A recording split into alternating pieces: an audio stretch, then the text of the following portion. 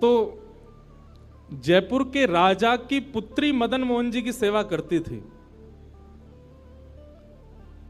मदन मोहन जी को लाड़ लड़ाती, पूरे दिन उन्हीं को सजाती रहती, उन्हीं का श्रृंगार करती, सेवा करती। राजा स्वयं गोविंद देव जी की सेवा करते और उनकी जो पत्नी थी वो गोपीनाथ जी, मतलब पूरा परिवार ही तीनों ठाकुर की सेवा करते थे। अलग अलग भवन में, अलग अलग महलों में ठाकुर जी विराजते थे। तो राजा की पुत्री का विवाह हुआ करौली राजस्थान में, जहां मदन मोहन जी अभी विराजते हैं। तो राजा की पुत्री का जब विवाह हुआ तो पुत्री से राजा ने कहा, बिटिया ये बताओ तुम्हारा विवाह है, तुमको हम दहेज में क्या दें? वैसे तो हमने सब दिया, लेकिन फिर भी तुम्हारी कोई इच्छा हो तो मांगो। उसने कहा, पिताजी मुझे सबसे ज्यादा प्रेम श्री मदन मोहन जी से है। आप माता जी और पूरा परिवार गोविंद देव जी, गोपीनाथ जी की सेवा किया करो। मदन मोहन जी को मैं ले जाऊं अपने साथ, अपने ससुराल में इनकी सेवा करूंगी। बड़ी अच्छी कथा है, ध्यान से सुनना। राजा रोने लगा, अपनी पुत्री के चरणों में सर झुका के बोला, मुझे क्षमा कर दे पुत्री, तू जो मांगेगी सो दूंगा, पर ये मेरे हृदय है, मैं इनको नहीं दे सकता। मैं वृंदावन से मुगलों से बचा करके इनको लेके आया हूं। वैसे तो ठाकुर जी को बचने की कोई आवश्यकता, ठाकुर जी कृपा करके आए हैं जयपुर में राजा के ऊपर, पर इनको देख करके मेरे प्राण बचते हैं। तू जो मांगेगी सो दे दूंगा। पर मदन मोहन जी बोले, पिताजी गोविंद देव जी, गोपीनाथ जी हैं ना आपके पास में, मदन एक ठाकुर जी मुझको दे दो। यहां राजा की जिद हो गई, नहीं दूंगा। पुत्री की जिद हो गई कि मुझे तो चाहिए, नहीं तो मैं विदाई नहीं होंगी। राजा की पत्नी ने भी कहा, अब इतनी कह रही है तो आप दे दीजिए ना, हमारे पास 2 ठाकुर हैं, इनकी सेवा हम करेंगे विस्तार से। और वैसे भी मदन मोहन जी की पूरी सेवा बचपन से उसने ही की है। तो राजा ने एक प्रस्ताव रखा। बोले, अच्छा पुत्री एक काम करते हैं। बोले, क्या? मैं तेरी आंख पे पट्टी बांधूंगा और आंख पे पट्टी बांध करके मदन मोहन जी जैसे 7 स्वरूप तेरे सामने खड़ा करूंगा, जिनमें से 6 स्वरूप जो होंगे वो मैं बनवाऊंगा और 1 स्वरूप वास्तविक मदन मोहन जी होंगे। आंख पे पट्टी बांध करके तुझे स्पर्श करके अगर तूने असली मदन मोहन जी को पहचान लिया तो मैं ये मान जाऊंगा कि तू नहीं, ठाकुर जी तेरे संग जाना चाहते हैं। ठाकुर जी की इच्छा पता चल जाएगी। तो राजकुमारी बोली, ठीक है, आप ये प्रयोजन कीजिए। राजा ने महाराज कारीगरों को बुलवाया और मदन मोहन जी के डिट्टो कॉपी 6 स्वरूप बनवाए और 6 स्वरूप बनवा करके मदन मोहन जी सहित 7 स्वरूपों को खड़ा किया। पुत्री के आंख पर पट्टी बांध दी, एक जैसा इत्र, एक जैसी पोशाक, एक जैसा मुकुट, एक जैसा श्रृंगार, सब कुछ बिल्कुल एक जैसा।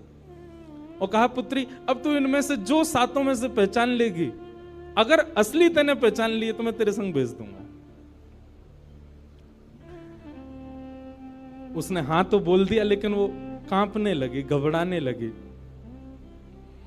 जैसे उसने नेत्रबंद किए तो कथा ऐसी है कि वो रात्रि में जब सोई, अगले दिन परीक्षण होना था, तो रात्रि में जब सोई तो बहुत रोई और ठाकुर जी से कहने लगी, नाथ मैं आपसे बहुत प्रेम करती हूं, मैं आपके बगैर नहीं रह सकती, पर मेरे पिताजी की बहुत जिद है। अब कहीं मैं आपको नहीं पहचान पाई, मेरे तो प्राण ही निकल जाएंगे, विदा होना तो बहुत दूर की बात है।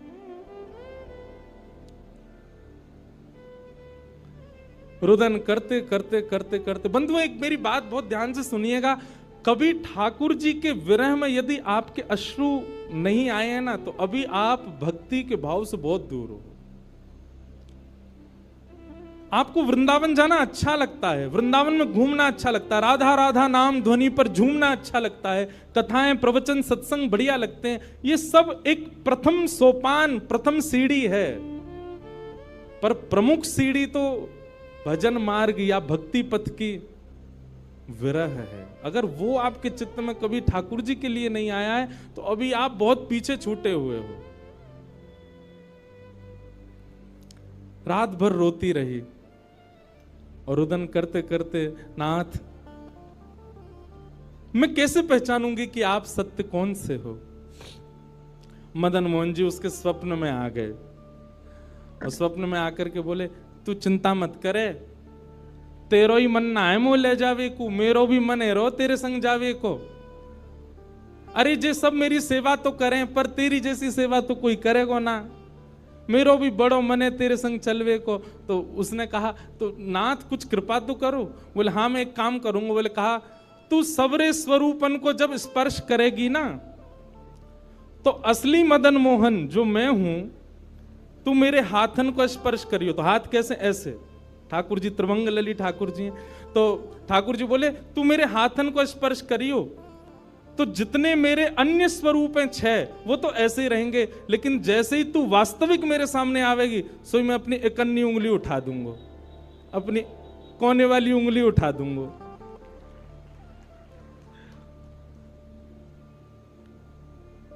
ठाकुर जी कितना प्रेम करते हैं अपने भक्त से।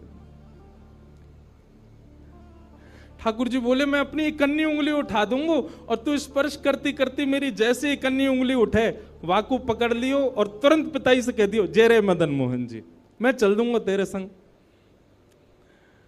अब तो दूसरे दिन वो पिताजी के पास गए, पिताजी जल्दी करिए, कब चलना है कब? बोले तुझे तो इतना विश्वास है जैसे तू वास्तविक में मदन मोहन जी को ले ही जाएगी, लेकिन बिटिया तू भी याद रखियो, मैंने ऐसे स्वरूप बनवाए कि कोई बता ही नहीं सकता कि असली मदन मोहन कौन से।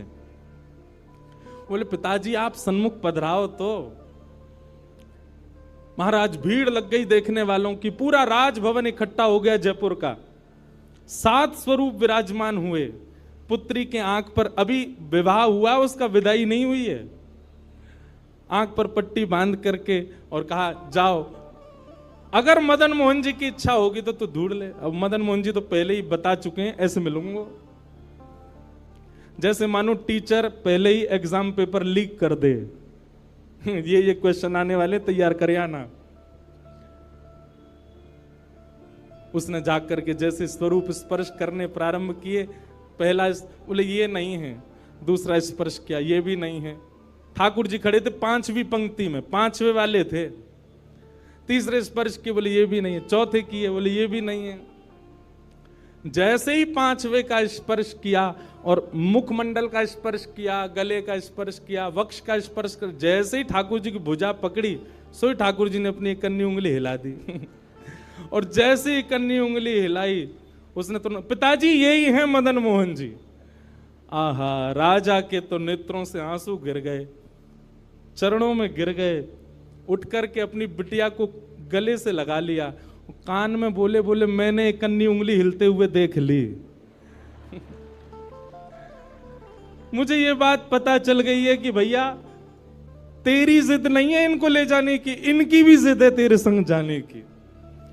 और महाराज गाजे बाजे रथ में आरूढ़ करके श्री मदन मोहन लाल जी करौली राजस्थान को प्रस्थान किए।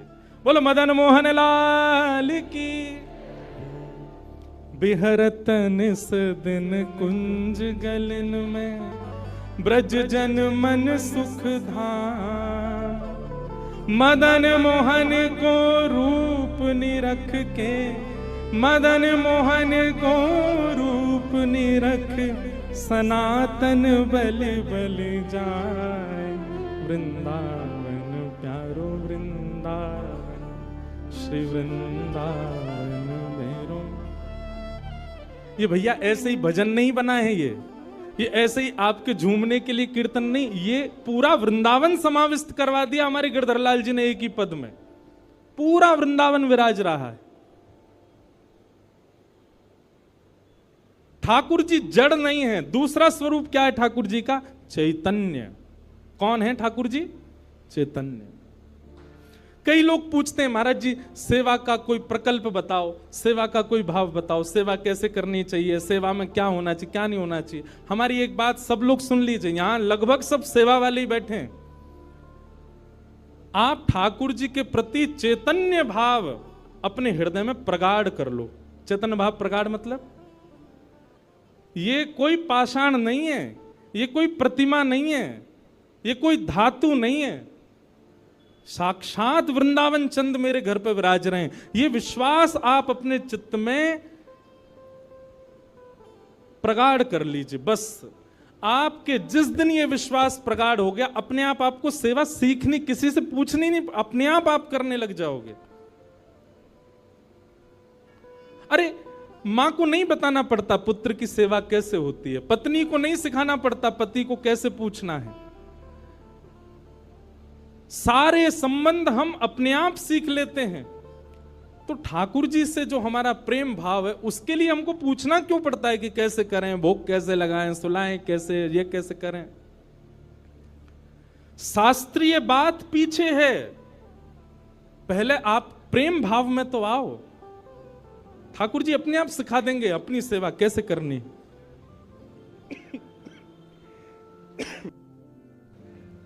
प्रेम भाव, उनके प्रति पाषाण की बुद्धि मत रखो, चैतन्य भाव रखो। जैसे आपके चित्त में चैतन्य भाव आया कि ये तो चलते फिरते उठते बैठते सब करते हैं, केवल मेरे सामने ऐसे खड़े हो जाते हैं मूर्तिमंत होकर के।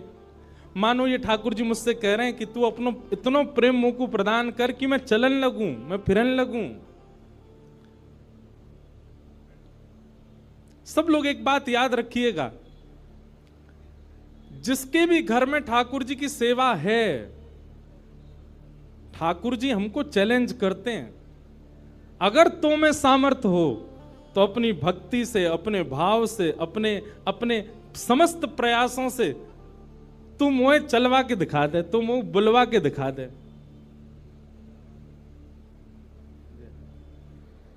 बोलो गंगा मैया की जय। वापस प्रस्थान कर जाओ। महाराज जी हरिद्वार को प्रस्थान कर रहे हैं, महाराज जी के श्री चरणों में बार। हाँ आऊंगा महाराज जी, मैं दिसंबर में आऊंगा जल्दी। बोलो गंगा मैया की जय। मैं क्या कह रहा था, ठाकुर जी हम आप सबको एक चैलेंज देके रखें कि तो में यदि सामर्थ्य हो, मुझे बुलवा के दिखाए दे, मुझे चलवा के दिखाए दे, मुझसे कोई लीला करवा के दिखा दे। मैं तो ऐसे ही बैठा रहूंगा लड्डू गोपाल बने, तेरे प्रेम में सामर्थ्य हो तो तू करवाए ले। जिस दिन ठाकुर जी हमारे घर आ जाते हैं, उसी दिन से हमारी एक चैलेंज हमारे ऊपर आ जाता है। हम में सामर्थ्य हो, ठाकुर जी बोल के दिखा दें, ठाकुर जी कुछ करके दिखाएं। लेकिन हमको भी संतुष्टि है, ऐसे हैं तो ऐसे ही बैठे रहें। हमको लगता है ऐसे ही रहें, इससे ज्यादा कुछ करें नहीं। इसलिए ठाकुर जी को भी लगता है जब इसके चित्त में ही भाव नहीं है तो मैं और लीला क्यों ही करूं। चैतन्य भाव चित्त में लाओ। जैसे एक बालक जन्म लेता है तो मां और पिता प्रतीक्षा करते हैं, अब ये कब बोलेगा, मां कब बोलेगा, पापा कब बोलेगा, ये चलना कब सीखेगा, ये स्कूल कैसे जाएगा, ये बड़ा होकर के जॉब करेगा, बिजनेस आदि आदि सब भाव। ऐसे एक सेवक साधक के चित्त में भी अपने ठाकुर जी के प्रति भावना होनी चाहिए। ये बोलेंगे कब।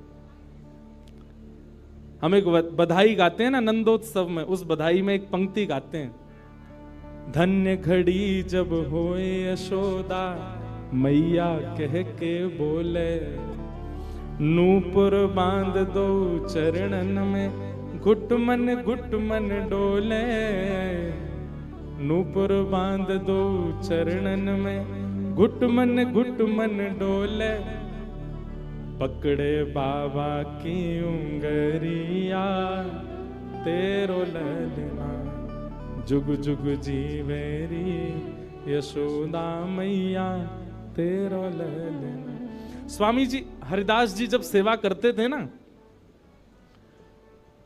तो ठाकुर जी बिहारी जी ऐसे ही नहीं रहते थे जैसे हमको दिख रहे हैं।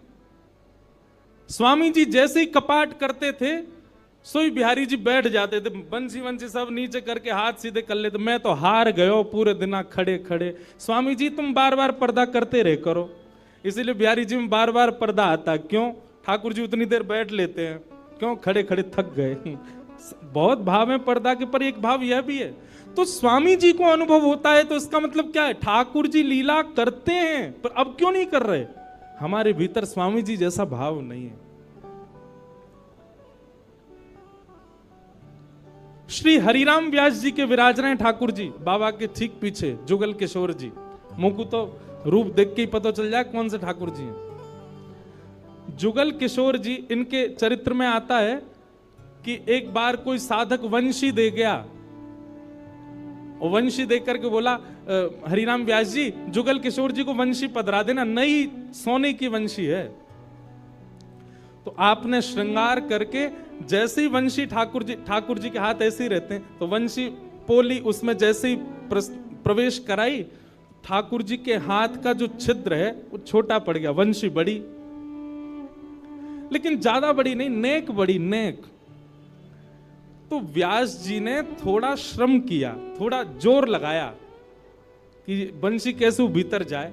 तो जैसे ही जोर लगाया, ठाकुर जी का हाथ छिल गया और वहां से रक्त निकलने लगा, श्री जुगल किशोर जी के। हरिराम व्यास जी ने जैसे ही रक्त देखा, मूर्छित होकर गिर पड़े वहीं पर। और जब होश में आए तो अपने पुत्र को सेवा दे दी और कहा, मैंने ठाकुर जी को श्रमित कराया है, अब मैं अपने आप को दंड दूंगा। तो क्या दंड दिया? सूर्य उदय से सूर्यास्त तक वृंदावन की परिक्रमा ही लगाते रहते थे, ये दंड दिया उन्होंने खुद को। पहला दिन था दंड का। एक बात सुनिएगा, इन आचार्यों के चरित्र से ना कुछ कुछ सीखा कीजिए। आपकी सेवा में आपसे कोई अपराध बनता है, आपसे कोई गलती हो जाती है, आपसे कोई दोष बन जाता है, तो उसके लिए आप जाकर के पूछते हैं हमसे अपराध हो गया, हम क्या करें? पूछिए मत, स्वयं को अपने आप ही दंड उत्सव मना लीजिए। और दंड उत्सव क्या है?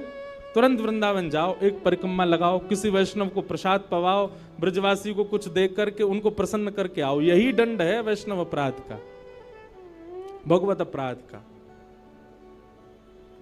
तो श्री हरिराम व्यास जी वृंदावन में भ्रमण करते रहे, परिक्रमा लगाते रहे। परिक्रमा करके रात्रि में जैसे ही लौट करके आए, बहुत सावधानी से सुनो, तो शयन का दर्शन करने जब गए तो शयन के दर्शन में आपने क्या देखा कि जुगल किशोर जी ने स्वर्ण की वंशी धारण कर रखी, वही वंशी जो सुबह वो पधराना चाह रहे थे। उन्होंने अपने पुत्र को बुलाया, पुत्र को बुला के बोले, ये वंशी सुबह ठाकुर जी के हाथ में नहीं आ रही थी, अभी कैसे धारण हो गई?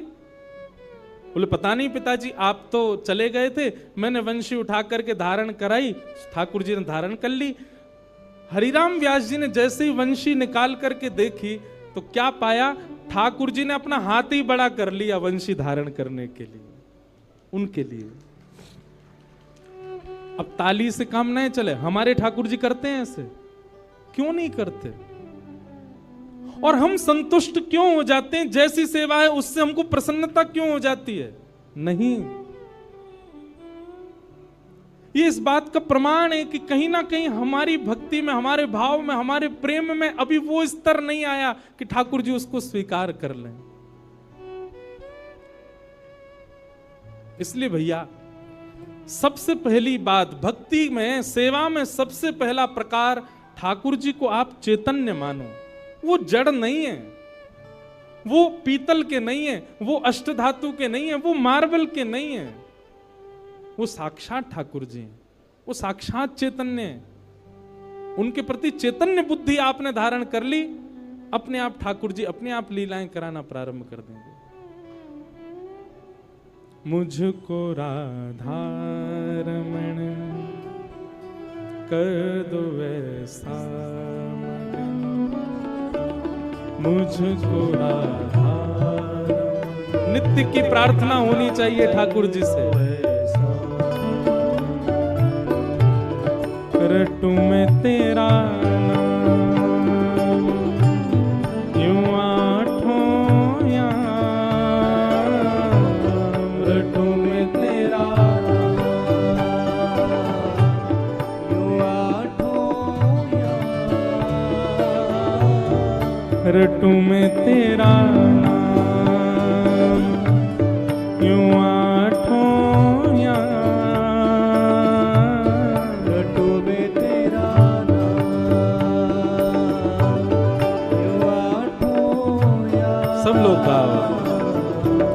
मुझको राधा रमन कर दो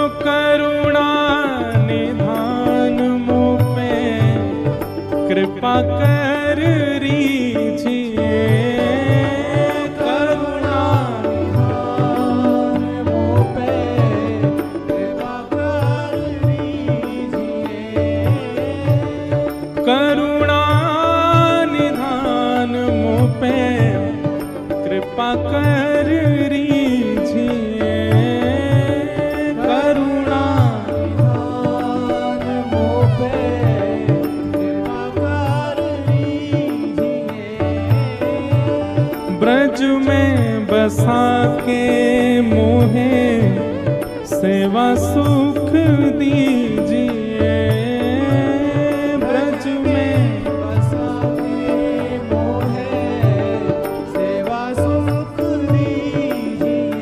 ओ ब्रज में बसा के मोहे सेवा सुख दीजिए, ब्रज में बसा के मोहे सेवा सुख दीजिए। और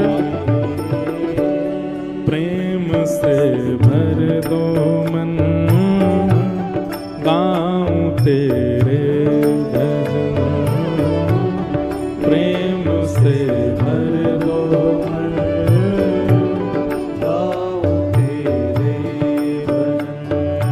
ओ रटूं मैं तेरा नाम, यूं आठों याम, रटूं मैं तेरा यूं आठों याम। मुझको राधा रमन कर दो ऐसा मगन, मुझको राधा कर दो ऐसा। श्री राधा रमण लाल की। करताल बजा के गाओ।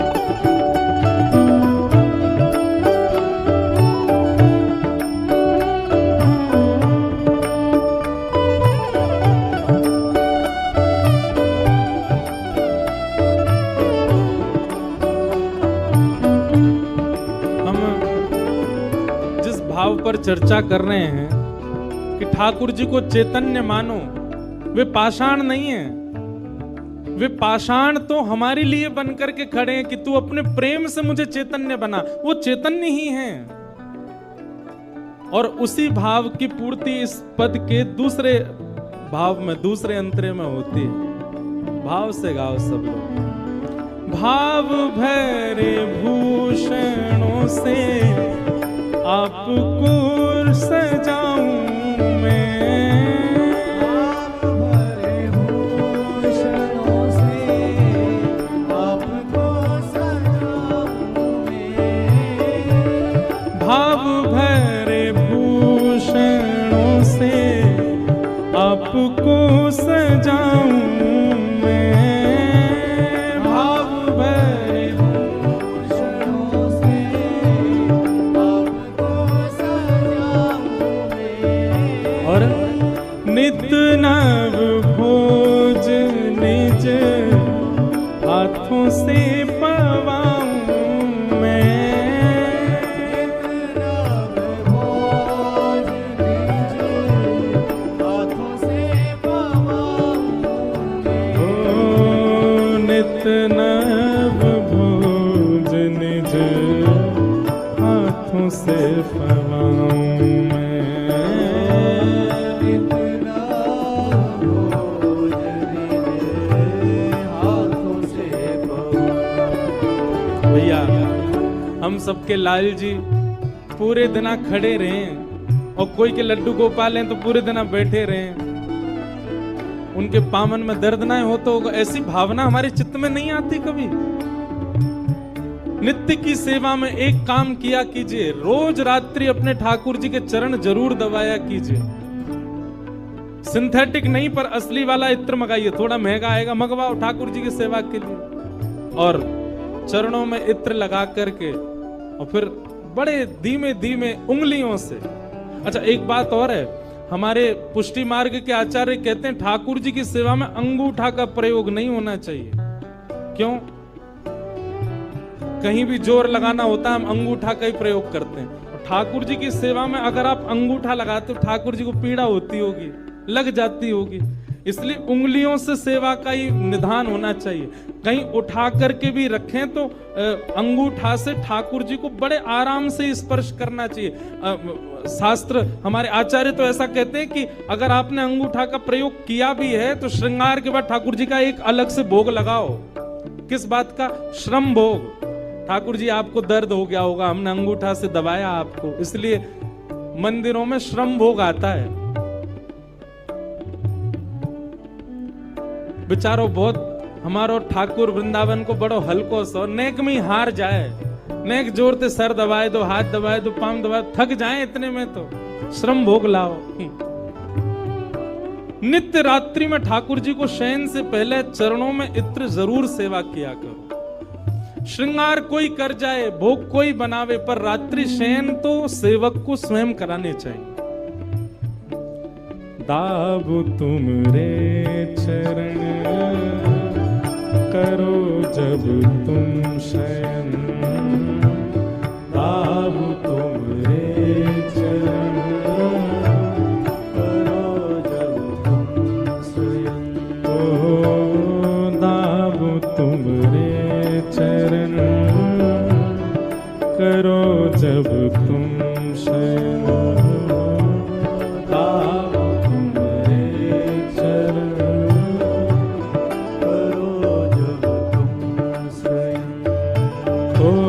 रटू में तेरा नाम यूं आठों याम, रटू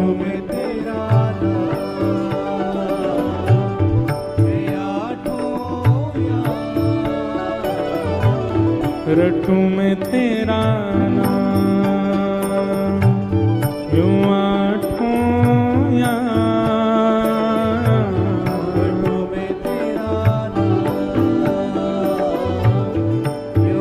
भाव से मुझको राधा